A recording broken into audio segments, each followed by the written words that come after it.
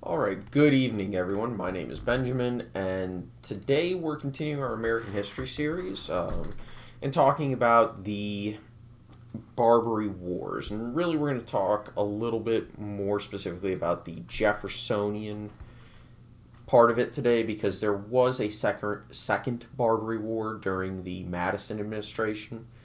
Um, but for the most part, Jefferson's is kind of maybe the most significant. But this was kind of the war that, or the series, the two wars that effectively created the American policy of we don't negotiate with terrorists. Now, we need to give some background, right?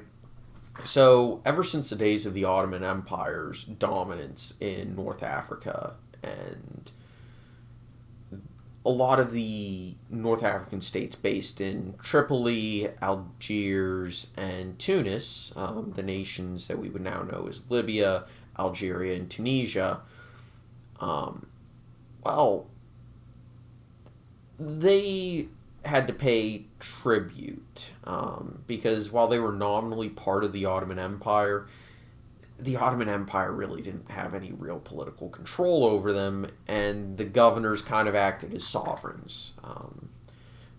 Depending on where they were known under different names. The Dey, the Bey, the Rey. It gets a little confusing with it gets confusing with the titles that they took. And so, in order for them to pay tribute to the Ottoman Empire, because the land around these North African parts were right on the Sahara or the Mediterranean, there was very limited agricultural um, productivity. And therefore, they had to resort to trade, and because that wasn't enough to both feed their people and uh, pay taxes, tribute to the Ottomans in Constantinople, a lot of the North African nations resorted to piracy, or at least state sponsored privateering, which, well, privateering is state sponsored piracy. Um, and there were a lot of justifications offered up as to why they did this. There was a religious aspect because these nations were Muslim. They felt it reasonable or religiously justified that they could commit acts of piracy against infidel nations, merchant shipping. But the truth is that that was kind of a BS justification, for lack of a better term, and really just a justification for name's sake, you know. They were doing this willingly in order to balance their books and enrich themselves, specifically the leaders of these nations. And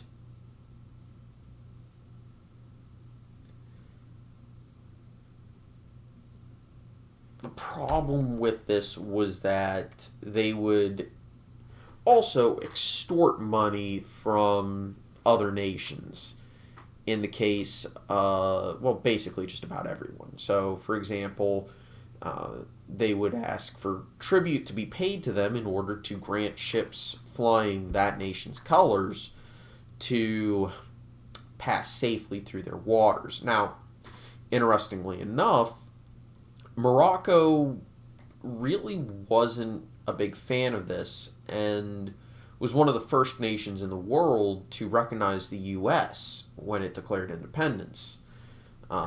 And they also signed a treaty, which is actually one of the longest lasting treaties, I would say, in the world. Certainly, it's the longest lasting treaty of peace between the United States and another nation. Um, and the Sultan of Morocco, Mohammed III, actually said that American ships would be under protection of the Sultanate of Morocco, of course. And, well, to say the least, well, it didn't do much because it was nominal, but it did allow American ships to get through the Strait of Gibraltar and into the Mediterranean. Barbary pirates would still raid American shipping. And basically every nation would pay tribute to the Barbary coast because they felt it was easier than just, and also cheaper than building a navy that could destroy the Barbary pirates. The British Navy was kind of the lone exception because Britain always needed a navy. And we get into the United States part of it here because American ships were at this point, after independence, no longer part of the British Empire. They were not protected by the British Navy, and the Barbary states effectively declared open war and open season, stating, hey, this new nation can do this.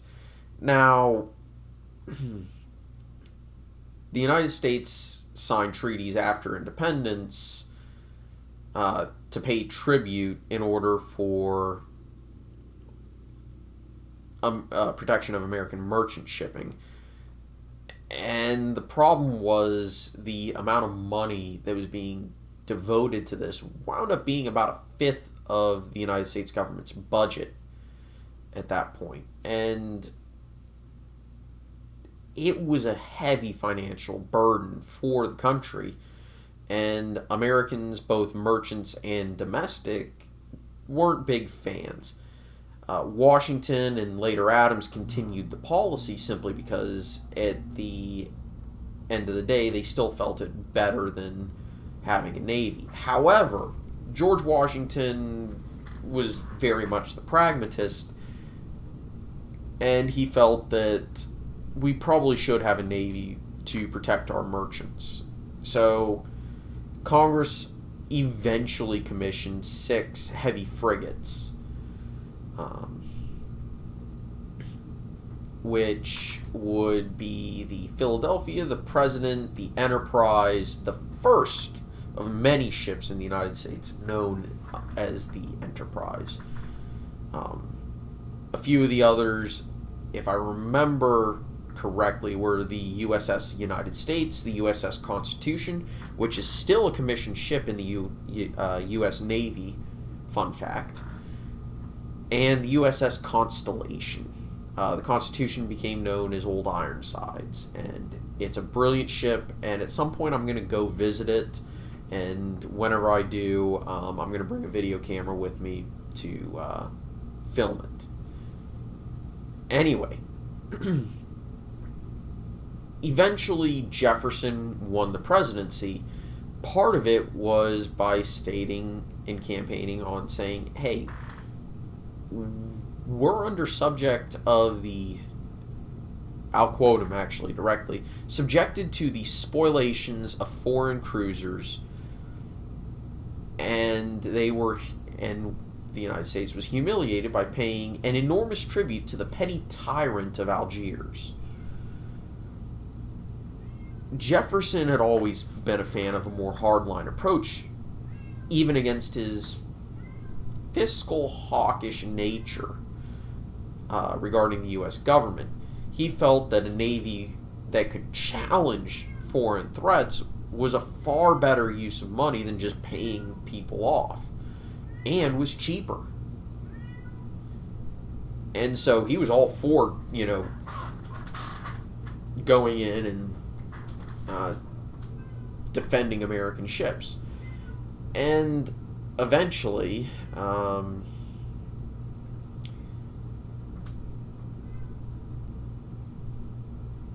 Jefferson refused to pay the tribute in his first term.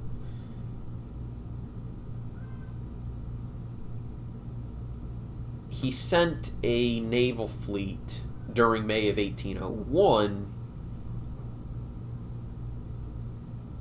and he assigned the Essex,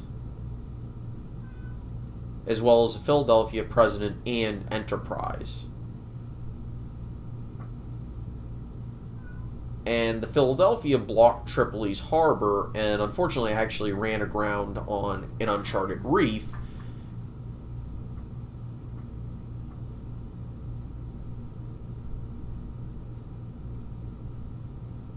Its crew was captured and taken prisoner, put into slavery, all that.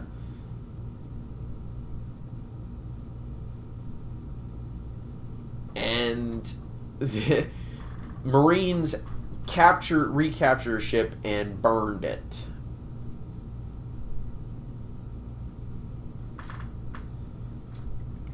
And eventually they bombarded and were able to get some form of respite from the raiding, but it wasn't 100% the end of everything. There would be another one in 1815, which was much, much shorter. But this was kind of a political win for the United States because at the end of the day, it showed that the U.S. wasn't willing to back down, nor was it willing to pay tribute to another nation just for its own protection, that we're going to fight to protect our interests.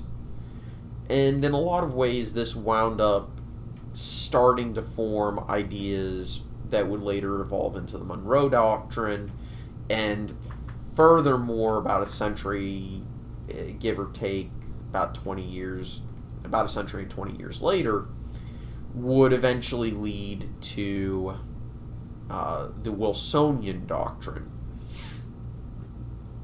which I think was a terrible foreign policy.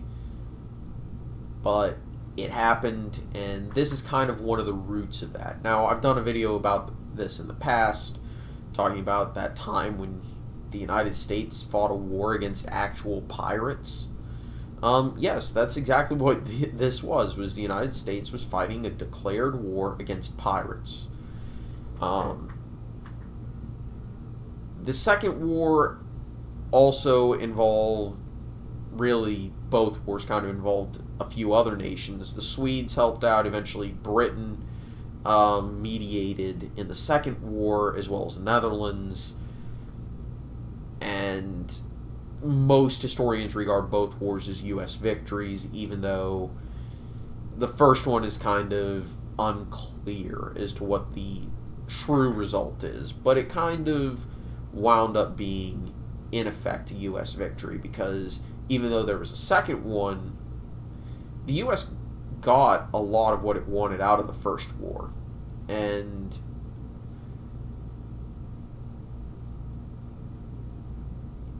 this one is remembered mostly in the Marine song, where they mentioned that they were on the shores of Tripoli. And this kind of was one of the things that Jefferson campaigned on, saying, see, I took an approach that was different to the Adams administration, and, well, it worked.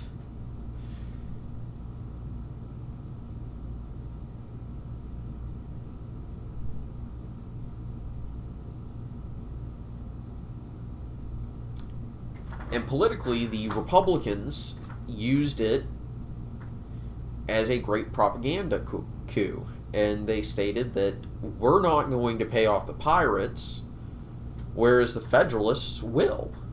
Now, the Federalists at one point adopted the slogan of millions for defense, but not 1 cent for tribute.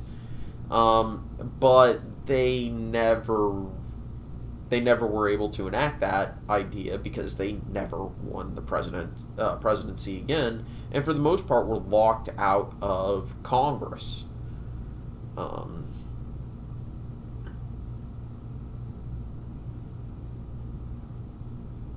And the truth was that the Federalists had failed miserably regarding the Barbary Coast, as well as other attacks on American shipping. And so the Republicans of that day were seen as more effective on defense. And the results speak for themselves. Anyway, if you like the content, likes, comments, subscriptions, they always do help, and I greatly appreciate them. Likes and comments, of course, help the algorithm not hate me. And subscriptions, well, that's pretty obvious. I would love to reach 1,000 subscribers by the end of the year. We're not too far away from that, and I think we can reach it, but it's going to require a lot of help. So share the channel when you can to people who also might like the content. And have a very, very lovely evening. Bye-bye.